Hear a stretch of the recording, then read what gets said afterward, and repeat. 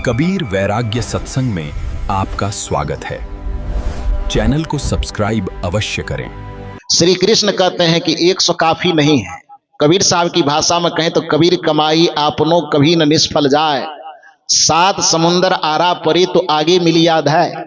इसी बात को महर्षि चाणक्य की भाषा में कहें तो यथा धेनु सहस्त्रेषु वत्सु गच्छति मातरम तथा यच कीर्तम कर्मम कर्तारम अनुगच्छति, कि जैसे हजारों गायों के बीच में एक बछड़े की मां को छिपा करके रख दिया जाए, बांध करके रख दिया जाए, और कुछ देर के बाद जिस बछड़े की मां को 1000 गाय के मध्य में छिपाई गई है, उस बछड़े के गर्दन से रस्सी खोल दी जाए तो वो बछड़ा दौड़ते दौड़ते कहां जाएगा?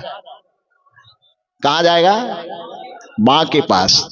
महर्षि चाणक्य कहते हैं कि यथा धेनु सहस्त्रेषु वत्सु गच्छति मातरम तथा यच कीर्तम कर्मम कर्तारम अनुगच्छति, कि जैसे हजारों गायों के बीच में छिपे होने के बावजूद भी एक बछड़ा अपनी मां को ढूंढते ढूंढते उसके पास देर सवेर पहुंच ही जाएगा, उसी तरह से लाखों करोड़ों मनुष्य के बीच में कर्ता के द्वारा किए गए कर्म का फल देर सवेर जाकर के उसके पास ही पहुंचेगा। इधर उधर कर्म का फल कभी भटक नहीं सकता है।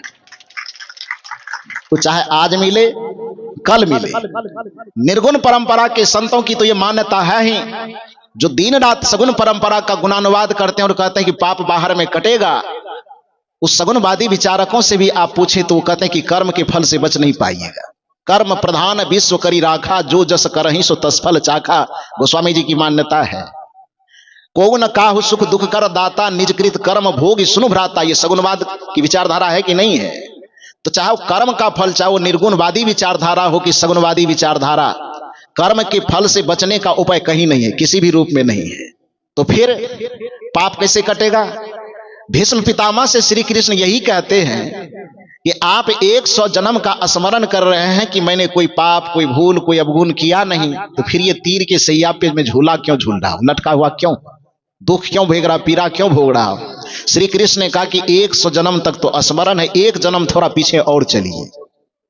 कहानी है, जैसा साहब जी कह रहे थे, बहुत सारी बातें ऐसी कही जाती है जो सच में घटी हो न घटी हो मालूम नहीं। क्योंकि साहित्य जब रचना की जाती है तो साहित्यिक रचना में 2 प्रकार की विधा का प्रयोग किया जाता है, एक यथार्थवादी विधा और दूसरा आदर्शवादी विधा। यथार्थवादी विधा का अभिप्राय होता है कि जो घटना सचमुच में घटित हुई हो उसको आधार बना करके कोई कहानी, कोई कथा ज्यों का त्यों कहना, उसको यथार्थवादी विधा कहा जाता है। और आदर्शवादी विधा का अभिप्राय होता है घटना घटी हो न घटी हो उससे कोई मतलब नहीं, किसी घटना को प्रासंगिक रूप दे करके और उसको आधार बना करके जब अच्छी शिक्षा देने की नियत से कोई बात कही जाती है तो घटना सच में घटी हो न घटी हो उससे कोई मतलब नहीं, उससे एक अच्छी प्रेरणा, एक अच्छी शिक्षा समाज को मिल जाती है, उसको आदर्शवादी विधा कहा जाता है। जैसे सदगुरु कबीर साहब की एक वाणी है कि माटी कहे कुम्हार से। अब यदि इस पर यथार्थवादी चश्मा हम लगाएंगे तो प्रश्न पैदा हो जाएगा कि माटी कहे कुम्हार से, तो मिट्टी को बोलने की कब से अकल आ गई? मिट्टी की भाषा कबीर साहब कब से सुनने लगे? तो यहां यथार्थवादी दृष्टिकोण तो लगेगा नहीं, यहां आदर्शवादी दृष्टिकोण लगेगा कि माटी कहे कुम्हार से। यद्यपि मिट्टी कभी कही नहीं होगी कबीर साहब से कुछ, और कबीर साहब ने मिट्टी की बात सुनी भी ना होगी, लेकिन आदर्शवादी विचार यहां पर काम करेगा कि उस मिट्टी और कुम्हार के प्रसंग के माध्यम से सदगुरु कबीर साहब जनमानस को निरहंकारिता का संदेश देना चाहते हैं, अहंकार न करो यह संदेश देना चाहते हैं। तो संदेश का जो भाव है वो सर्वोत्तम होने के कारण घटना न भी घटी हो फिर भी उस घटना का प्रसंग बना करके लोगों को कहा जाता है, ताकि लोगों की चेतना सुलझे और लोगों में गलत करने की प्रवृत्ति कम हो और अच्छाई की ओर लोगों का झुकाव हो, इसलिए उसको आदर्शवादी विधा कहा जाता है। तो श्री कृष्ण ने भीष्म पितामह को कहा कि भाई आप 100 जन्म तक का स्मरण कर रहे हैं, एक जन्म और पीछा चलिए। और एक जन्म पीछा ले जाकर कहा जाता है कि भीष्म पितामह को उसको अपने कर्म का स्मरण करवाया गया। उसमें पता क्या चला कि भीष्म पितामह पूर्व में भी एक राजा थे, राजकुमार थे। अपने युवा अवस्था की उन्मत्तता में वो चले जा रहे थे रथ पर। चलते चलते चलते चलते कुछ दूर चलने पर उसके रथ के आगे में एक सांप चलता हुआ दिखाई दिया। तो कुछ जगह पर बिल्ली को रास्ता काट देने को अपशगुन माना जाता है, इसको सदगुरु कबीर साहब की निगाह में भ्रम कहा जाता है। कुछ लोग को तेल वाले यदि रास्ते में लेकर के चलते हुए दिखाई दे तो उसको अपशगुन माना जाता है। कुछ जगह और कुछ जगह और कुछ। शायद उसके सामने में उसके समाज में यह माना जाता हो कि किसी यात्रा के समय सांप यदि रास्ता काट दे तो वह भी अपशगुन हो। तो संजोग से किसी यात्रा पर भीष्म पितामह जा रहे थे और उनके रथ के आगे से एक सांप गुजर गया। भीष्म पितामह को यह बात बहुत बुरी लगी। उस समय वो भीष्म पितामह नहीं थे, उनके उस 100 वर्ष पहले 100 जन्म पहले की घटना बताई जा रही। तो उस समय में वो उस सांप को अपने रथ से उतर करके उस सांप को तीर से 2 4 5 जगह चुभो करके उसको घायल कर दिए। और घायल करने से भी उनको संतुष्टि नहीं मिली तो उस सांप को तीर के नोक पर उठा करके अब फेंकते हैं बड़ी जोर से। तो जोर से फेंकने के कारण बगल में एक बबूल का वृक्ष था, उस बबूल के वृक्ष पर जाकर के वो सांप अटक गया। क्योंकि फेंकने में इतनी ताकत लगी थी, इतना जोर से फेंका गया था कि वो बबूल के वृक्ष पर जाकर के अटके। उसी समय बहुत सारा कांटा उस सांप के शरीर में चुभ गया। अब वह सांप उस कांटे के चुभन से बड़ा छटपटा रहा है, दर्द महसूस कर रहा है। और दर्द भोगते भोगते छटपटाते छटपटाते लगभग 18 दिन के बाद वह प्राण का त्याग किए। उसी कर्म का फल कहा जाता है कि 101 जन्म के बाद भीष्म पितामह को उस तीर के सैया पर 18 दिन झूला झूल करके भुगतना पड़ा। मेरा प्रश्न आपसे यह है कि जिस भीष्म पितामह को पूरी दुनिया गंगा पुत्र के रूप में जाना जाता है, गंगा पुत्र यानी गंगा जी का पुत्र, जो भीष्म पितामह खुद गंगा जी के पुत्र है, महाभारत कथा के अनुसार जब गंगा मैया अपने पुत्र के 100 जन्म पीछे के पाप को नहीं धो पाई तो आप लोग गंगा जी के कौन है? मौसी के बेटा कि नानी के बेटा? आए कौन है? मेरे समझ से कोई रिलेशन में नहीं होंगे आप। यदि रिलेशन में होंगे, बहन के बेटा भी लगेंगे तो अपना बेटा तो थोड़ा नजदीक होता है ना, होता है ना। तो जब गंगा जी अपने पुत्र यानी गंगा पुत्र भीष्म, अब हम नहीं जानते कि उनका पुत्र वो है कि नहीं है, कथा जो करे उसके अनुसार मैं बता रहा हूं। तब गंगा जी अपने पुत्र का 100 जन्म पूर्व किए गए पाप को जब वह नहीं धो पा रही है तो कदाचित यदि हम अपने जीवन में कुछ पाप, कुछ गलत, कुछ उल्टा करते हैं तो उस पाप को उस गंगा में 2-4 मिनट डुबकी लगा लेने से उस पाप को धोना कैसे मान लेते हैं। यदि हमारा यह मन मान रहा है कि डुबकी लगाने से पाप धुलता है, इसी को संतों की दृष्टि में भ्रम कहा जाता है। वस्तुतः पाप धुलता है। जो साहब जी कह रहे हैं कि सरस्वती जिस दिन आपके जीवन में उतर जाएगी, सरस्वती का प्रवाह मतलब चेतना का प्रवाह, सजगता का प्रवाह जिस दिन आपके अंतःकरण में होने लगेगा, सावधानी का प्रवाह जिस दिन आपके अंतःकरण में होने लगेगा, कार्य और घटना के पूर्व आप में चैतन्यता का जिस समय जागरण हो जाएगा, उसी सरस्वती के प्रवाह में आपके चित्त का ऐसा निमज्जन होगा कि आप सभी पापों से मुक्त हो सकते हैं, सब विकारों से मुक्त हो सकते हैं। ये सरस्वती आपके मन तक पहुंचती है। ये गुरु के मुख से प्रवाहित जो ज्ञान गंगा है ये आपके मन तक पहुंचता है। और पाप का बीज हमारे तन में होता नहीं, पाप का बीज हमारे मन में होता है।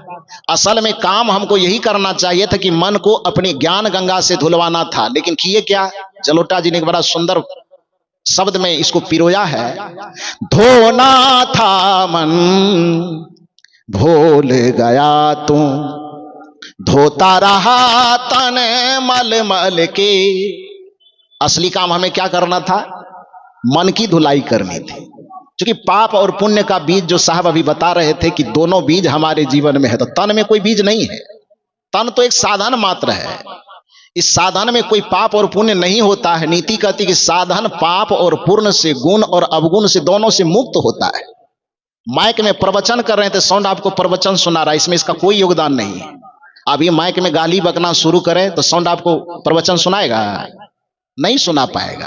तो यदि साउंड के माध्यम से गाली दी जा रही है, आप गाली सुन रहे हैं, तो इसमें इसके पीछे बैठ करके बोलने वाले का भले कुछ लेना देना हो, लेकिन साउंड का, तार का, माइक का, इसमें कोई पाप और पुण्य से लेना देना नहीं है। नीति कहती कि शुभाभ्याम मार्गाभ्याम बहंती वासना सरित पौरुषैन प्रयत्नैन नियोजनया शुभे पथि, कि साधन अपने आप में पाप से, पुण्य से, गुण से, अवगुण से बिल्कुल मुक्त होता है। साधन में कोई दोष नहीं होता है। एक चाकू यदि डकैत के हाथ में जाता है तब वह चाकू किसी का पेट फाड़ करके उसे मार देता है, लेकिन वही चाकू जब किसी डॉक्टर के हाथ में जाता है तो किसी के पेट को फाड़ करके उसकी जिंदगी बचा लेता है। इसलिए चाकू न तो पापी है न पुण्यात्मा है। चाकू जब डॉक्टर के हाथ में गया तो उस चाकू को आप पापी कैसे कह पाएंगे? वही चाकू यदि डकैत के हाथ में गया तो उस चाकू को पुण्यात्मा कैसे कह पाएंगे? वस्तुतः चाकू न पापी है न पुण्यात्मा है। डॉक्टर के हाथ में जाने से वह पुण्यात्मा बन जाएगा और डकैत के हाथ में जाने से वह पापी बन जाएगा। उसी प्रकार से यह तन यदि राम के पास गया तो पुण्यात्मा बन जाएगा, और यदि यह तन रावण के पास गया तो पापात्मा बन जाएगा। यह तन यदि गांधी के पास गया तो पुण्यात्मा बन जाएगा। यह तन यदि गौडसे के पास गया तो पापात्मा बन जाएगा। यह तन यदि कंस के पास गया तो पापात्मा बन जाएगा। यह तन यदि कृष्ण के पास गया तो पुण्यात्मा बन जाएगा। वस्तुतः तन अपने आप में एक साधन है, इसलिए इसमें पाप होता ही नहीं। तो गंगा में डुबकी लगाने से इसका पाप धुलेगा कैसे? पाप और पुण्य के बीज जिस मन के पास है उस मन तक केवल इस गुरु ज्ञान रूपी गंगा के पहुंचने से, गुरु के ज्ञान रूपी सरस्वती के पहुंचने से, गुरु के ध्यान रूपी यमुना के पहुंचने से, इस त्रिवेणी के पहुंचने से हमारे मन के पाप धुलेंगे। लेकिन हम ऐसा करते नहीं हैं, अधिकांश लोग ऐसा नहीं करते हैं। इसलिए विचारक कहते हैं, धोना था मन भूल गया तू, धोता रहा तन मल मल के, घर का ईश्वर भूल गया तू, घर का ईश्वर भूल गया तू, तीर्थ करता चल चल के, धोना था मन भूल गया तू, धोता रहा तन मल मल के। हमने केवल तन को धोने की व्यवस्था की, लेकिन हम मन को धोने की व्यवस्था नहीं की। यह हम लोगों का सौभाग्य है कि सदगुरु कबीर साहब ने जिस गंगोत्री का प्रवाह किया, जिस त्रिवेणी का पहाड़ प्रवाह किया, उस त्रिवेणी के प्रवाह को सदगुरु श्री अभिलाष साहब जी ने एक बहुत बड़ा इतना विस्तार दिया कि सचमुच में वो प्रयागराज तीर्थ के रूप में आज हम लोगों के सामने वो प्रवाहित हो रहा है, वो दिखाई दे रहा है।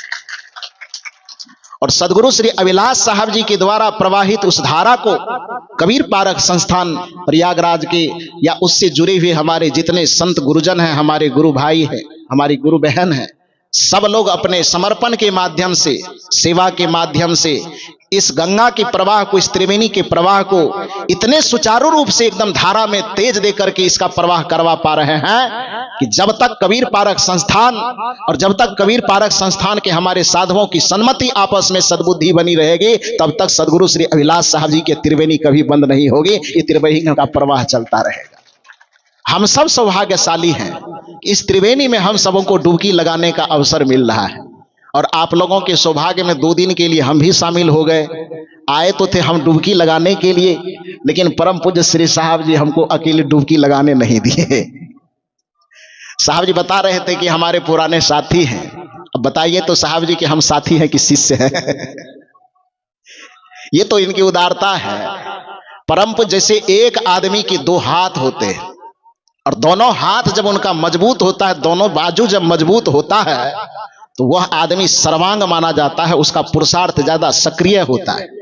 मैं समझता हूं कि हमारे कबीर पारक संस्थान प्रयागराज के जितने साधु संत हैं, सदगुरु श्री अभिलाष साहब जी के अंग थे, लेकिन उसमें जो मैं अपनी नजर से देखा हूं 10 साल 15 साल से, उसमें सदगुरु श्री अभिलाष साहब जी के दोनों बाजू की यदि तुलना की जाए तो वो 2 व्यक्तित्व होंगे कि एक बाजू सदगुरु श्री धर्मेंद्र साहब जी और दूसरा बाजू सदगुरु श्री गुरुभूषण साहब जी। ये हमको झलका था।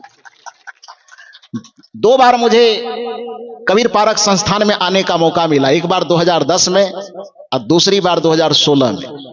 दोनों बार, एक बार तो मुझे गुरुदेव जी के सानिध्य में साधना शिविर में भाग लेने का मौका मिला था। उस समय मैंने देखा था कि गुरुदेव जी दोनों महापुरुषों के प्रति किस तरह का भाव रखे हुए थे। दोबारा दुर्भाग्य से 2016 में जब आए तो ये हम लोगों के दुर्भाग्य का उस समय उदय हो चुका था कि 2012 में ही सदगुरु श्री अभिलाष साहब जी शरीर से, इस दुनिया से परिनिर्वाण को प्राप्त हो गए, स्वरूप लीन हो गए। लेकिन उनके संस्कार, उनके ज्ञान, उनकी भक्ति, उनके वैराग्य से जो प्रवाहित ज्ञान गंगा, भक्ति की गंगा है, उस गंगा को हमारे सभी गुरुजनों ने इतने सुचारू रूप से प्रवाहित किया है कि भले ही शरीर के रूप में आज सदगुरु श्री अभिलाष साहब जी हम लोगों के सामने नहीं है, लेकिन विचार की क्रांति के रूप में सदगुरु श्री अभिलाष साहब जी सदैव थे, सदैव हैं और सदैव रहेंगे। उनके विचार की क्रांति और मसाल को कभी बुझाया नहीं जा सकता। उस ज्ञान के मसाल में, उस त्याग के मसाल में हम लोग सदैव अपने आप को आलोकित करते रहे, अपने मन को पढ़ते रहे, अपने जीवन को पढ़ते रहे। कदाचित रामायण कुछ दिन पढ़ना छूट जाए तो उतने अफसोस की बात नहीं है। कदाचित गीता कुछ दिन पढ़ना छूट जाए, वैसे छोड़ना नहीं चाहिए। पढ़ते हैं जो अच्छा काम करते, पढ़ते रहिए। लेकिन निवेदन है इस मंच का कि कदाचित आपका गीता कुछ दिन पढ़ना छूट जाए, उतना चिंता की बात नहीं। कदाचित रामायण पढ़ना, वेद पढ़ना, शास्त्र पढ़ना छूट जाए कुछ दिन, उतनी चिंता की बात नहीं। लेकिन आप अपने जीवन और मन रूपी किताब को कभी पढ़ना ना छोड़ें। यह मन रूपी ग्रंथ को पढ़ने का यह स्थान है, यह शिक्षा देता है यह कबीर विचार मंच, कि आप अपने मन रूपी ग्रंथ को सदैव पलटते रहिए, जीवन रूपी ग्रंथ को सदैव पलटते रहिए। और उस जीवन और मन रूपी ग्रंथ में यदि कहीं पर आपको बुराई दिखाई दे, कभी अवगुण दिखाई दे, तो उसको दूर करते रहिए। यही सभी संत यह शिक्षा देते हैं।